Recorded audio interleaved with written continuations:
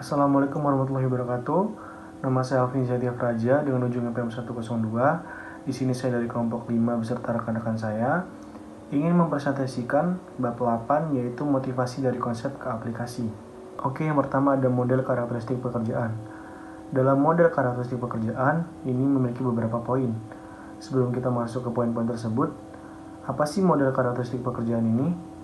Model karakteristik pekerjaan adalah suatu model yang mengusulkan bahwa setiap pekerjaan dapat dijelaskan berdasarkan 5 dimensi pekerjaan. Yang pertama itu variasi keterampilan, identitas tugas, signifikansi tugas, otonomi, dan umpan balik. Kemudian yang pertama ada keragaman keterampilan atau variasi keterampilan, yaitu tingkat di mana suatu pekerjaan memerlukan berbagai aktivitas dengan menggunakan berbagai keterampilan atau bakat. Selanjutnya ada identitas tugas, adalah tingkat di mana suatu pekerjaan mengharuskan penyelesaian suatu bagian pekerjaan yang utuh dan dapat diidentifikasi. Kemudian signifikansi tugas, yaitu sejauh mana suatu pekerjaan itu memengaruhi kehidupan atau memengaruhi seseorang. Kemudian ada otonomi. Otonomi itu adalah tingkat kebebasan, independensi, dan keleluasan yang diberikan ke pekerjaan kepada pekerja dalam menjadwalkan pekerjaan dan menentukan prosedur pelaksanaannya. Dan yang terakhir ada umpan balik.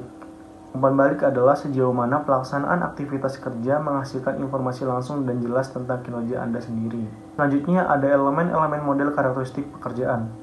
3 dimensi pertama, yaitu keragaman keterampilan, identitas tugas, dan signifikansi tugas, bergabung untuk menciptakan pekerjaan yang bermakna yang akan dipandang berharga oleh karyawan. Pekerjaan dengan otonomi tinggi memberi karyawan rasa tanggung jawab atas hasil kerja, dan umpan balik menunjukkan kepada mereka seberapa efektif kinerja mereka. Kemudian ada skor motivasi potensi. Indeks prediktif yang mencerminkan potensi motivasi dalam suatu pekerjaan. Kita dapat menggabungkan dimensi inti model karakteristik pekerjaan menjadi indeks prediktif tunggal yang disebut skor potensi motivasi, dan dihitung sebagai berikut. SMP, skor motivasi potensi sama dengan variasi keterampilan ditambah identitas tugas ditambah signifikansi tugas dibagi 3 dikali otonomi dan dikali umpan balik. Selanjutnya, agar memiliki potensi motivasi yang tinggi, pekerjaan harus memiliki setidaknya 1 dari 3 faktor yang mengarah pada pengalaman yang bermakna dan memiliki otonomi dan umpan balik yang tinggi. Jika pekerjaan memiliki skor tinggi pada potensi motivasi, model tersebut memprediksi bahwa motivasi, kinerja, dan kepuasan akan meningkat, dan ketidakhadiran serta pergantian karyawan akan berkurang. Selanjutnya adalah bandingan cara utama pekerjaan bisa didesain ulang. Cara utama pekerjaan bisa didesain ulang terbagi atas 3. Yang pertama adalah rotasi pekerjaan, di mana memindahkan karyawan ke tugas atau peran berbeda secara berkala, menambah variasi dan keterampilan, meningkatkan pemahaman lintas fungsi dalam organisasi. Selanjutnya adalah pengayaan pekerjaan, meningkatkan kedalaman tugas dengan tanggung jawab tambahan, lebih banyak kontrol dan otonomi dalam pengambilan keputusan, serta memperkuat motivasi dan rasa memiliki. Selanjutnya adalah desain pekerjaan relasional, fokus pada aspek sosial dan interaksi, meningkatkan keterlibatan melalui hubungan dengan rekan kerja atau pelanggan, menumbuhkan rasa makna melalui dampak sosial pekerjaan. Baik, selanjutnya saya akan menjelaskan tentang pengaturan kerja alternatif. Nah, pendekatan lain untuk meningkatkan motivasi adalah mempertimbangkan pengaturan kerja alternatif, seperti mempertimbangkan waktu kerja yang fleksibel, pembagian pekerjaan, dan telecommuting atau bekerja dari jarak jauh. Hal ini sangat penting bagi tenaga kerja yang memiliki kepentingan di luar pekerjaannya, misalnya itu seperti single parent atau karyawan yang sakit dan lanjut usia. Nah, terdapat 3 hal di dalamnya. Yang pertama yaitu ada waktu yang fleksibel, yang kedua ada berbagi pekerjaan, dan yang terakhir ada WFH atau work from home. Yang pertama tadi ada waktu yang fleksibel. Waktu yang fleksibel merupakan manfaat utama yang menarik yang dapat ditawarkan organisasi kepada karyawan yang membantu membuat hidup mereka lebih mudah, dengan memberi karyawan rasa kendali atas kapan dan di mana mereka dapat melakukan pekerjaannya. Selanjutnya ada pembagian pekerjaan. Pembagian pekerjaan memungkinkan 2 orang atau lebih untuk membagi pekerjaannya. Ini memungkinkan organisasi untuk memanfaatkan bakat lebih dari satu individu untuk melakukan pekerjaan-pekerjaan tertentu. Pembagian pekerjaan dapat meningkatkan motivasi dan kepuasan jika mereka dapat bekerja ketika mereka biasanya tidak dapat melakukannya. Keputusan ini sering didasari pada kebijakan dan alasan finansial. Yang terakhir ada WFH atau telecommuting, adalah bekerja dari rumah atau tempat lain yang dipilih oleh karyawan yang berada di luar tempat kerja fisiknya. Nah, manfaatnya itu adalah meningkatkan kinerja dan kepuasan kerja, juga mengurangi stres akibat peran dan keinginan untuk berpindah kerja. Nah, hal ini tuh juga memiliki beberapa sisi negatif, yaitu dapat menyebabkan kemalasan sosial antara karyawan dan lain sebagainya.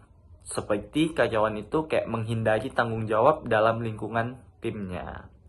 Nah, contohnya itu dapat kita lihat ketika COVID-19 beberapa tahun yang lalu, kita sendiri belajar dan bekerja itu dilakukan secara daring atau online, yang dilakukan di Zoom atau lain sebagainya. Nah, itulah yang disebut dengan WFH atau telecommuting. Yang selanjutnya yaitu keterlibatan karyawan. Keterlibatan dan partisipasi karyawan atau EIP adalah proses yang menggunakan masukan karyawan untuk meningkatkan komitmen mereka terhadap keberhasilan organisasi. Jika bekerja terlibat dalam keputusan yang meningkatkan otonomi dan kendali mereka atas kehidupan kerja mereka, mereka akan menjadi lebih termotivasi, lebih berkomitmen pada organisasi, lebih produktif, dan lebih puas dengan pekerjaan mereka. Manfaat ini tidak hanya terbatas pada individu ketika tim diberi lebih banyak kendali atas pekerjaan mereka. Yang selanjutnya yaitu contoh program keterlibatan karyawan. Yang pertama yaitu manajemen partisipatif. Hal yang umum dalam semua program manajemen partisipatif adalah pengambilan keputusan bersama, di mana bawahan berbagi sebagian besar kekuatan pengambilan keputusan dengan atasannya langsung mereka. Nah, pembagian ini itu dapat terjadi baik secara formal melalui pengarahan atau survei, ataupun secara informal melalui konsultasi harian sebagai cara untuk meningkatkan motivasi mereka melalui kepercayaan dan komitmen. Program kedua yaitu manajemen perwakilan. Partisipasi perwakilan awalnya merupakan satu-satunya program EIP yang dibentuk untuk memungkinkan perwakilan karyawan membahas isu-isu di luar perjanjian serikat pekerja. Dan semua perwakilan berasal dari serikat pekerja. Namun, kelompok perwakilan kini semakin merupakan campuran dari serikat pekerja dan juga non-serikat pekerja, terpisah dari pengaturan serikat pekerja. Lalu selanjutnya yaitu pertimbangan budaya dalam melaksanakan program EIP. Nah, EIP ini perlu disesuaikan dengan norma lokal dan nasional untuk berhasil. Studi di berbagai negara, termasuk India dan juga Amerika Serikat, menunjukkan bahwa karyawan Amerika Serikat dengan mudah menerima program EIP. Sementara di India, kurang merespon positif karena budaya jarak kekuasaan yang tinggi, yang menerima perbedaan otoritas. Di Cina, hasil program ini itu bervariasi. Karyawan tradisional kurang merasakan manfaat dari manajemen partisipatif. Sedangkan karyawan yang kurang tradisional atau lebih modern, lebih puas dan memiliki kinerja lebih baik di bawah manajemen tersebut. EIP dapat meningkatkan motivasi intrinsik dengan memberi karyawan kendali. Selanjutnya adalah menggunakan penghargaan ekstrinsik untuk memotivasi karyawan. Sebelum itu, kita harus tahu dulu apa itu penghargaan ekstrinsik. Penghargaan ekstrinsik adalah insentif yang diberikan kepada karyawan dari luar diri mereka untuk memotivasi mereka dalam mencapai tujuan organisasi. Contoh penghargaan ekstrinsik termasuk bonus finansial, hadiah, pengakuan publik, promosi, atau insentif material lainnya. Penghargaan ini berbeda dengan motivasi intrinsik yang berasal dari kepuasan pribadi seperti merasa termotivasi oleh tantangan pekerjaan itu sendiri atau rasa pencapaian.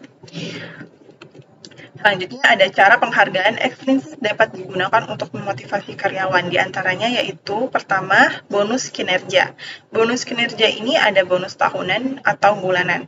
Karyawan yang mencapai target kinerja tertentu dapat diberi bonus berdasarkan pencapaian mereka. Bonus kinerja yang jelas dan transparan membantu karyawan memahami keterkaitan antara usaha mereka dan hasil yang diinginkan oleh organisasi. Selanjutnya ada promosi dan kesempatan pengembangan karir. Promosi yaitu karyawan yang menunjukkan kinerja luar biasa dapat diberikan kesempatan untuk naik jabatan. Hal ini tidak hanya meningkatkan motivasi, tetapi juga memberikan mereka rasa tanggung jawab yang lebih besar. Lalu ada pelatihan dan pengembangan.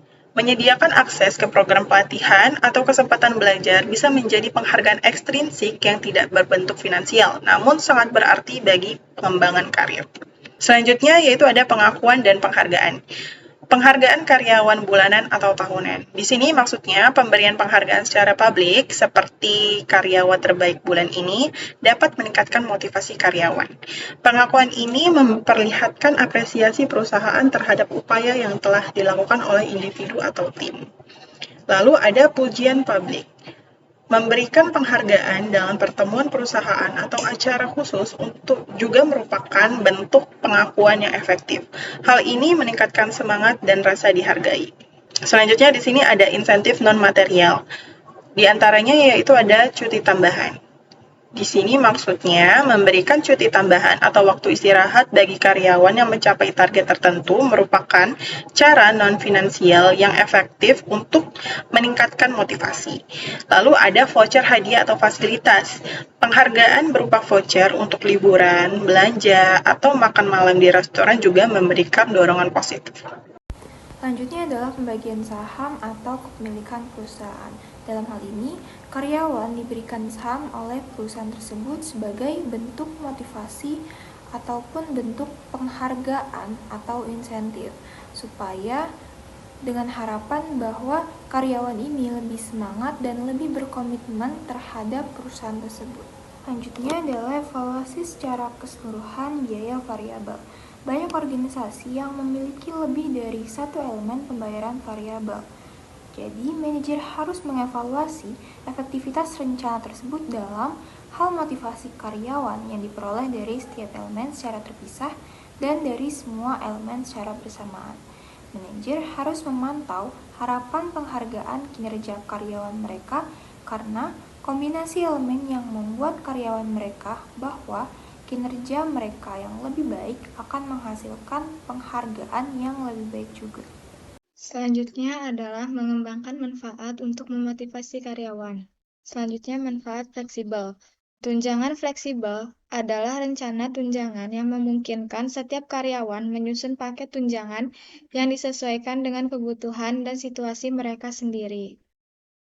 Selanjutnya ada manfaat dari tunjangan fleksibel itu sendiri, yaitu dapat mengakomodasikan perbedaan kebutuhan karyawan berdasarkan usia, status perkawinan, status manfaat pasangan, serta jumlah dari tanggungan. Manfaat secara umum dapat menjadi motivator bagi seseorang untuk bekerja dan bagi seseorang untuk memilih satu organisasi daripada yang lain. Selanjutnya ada sisi buruk dari tunjangan fleksibel itu sendiri. Nah, sisi buruknya itu mungkin lebih mahal untuk proses untuk dikelolanya, juga dapat mengidentifikasi dampak motivasi dari ketentuan yang berbeda, merupakan tantangan dari cara kita mengelola tunjangan manfaat fleksibel itu sendiri. Yang selanjutnya adalah menggunakan penghargaan intrinsik untuk memotivasi karyawan. Penghargaan intrinsik, terutama melalui program pengakuan karyawan, merupakan cara efektif untuk memotivasi karyawan.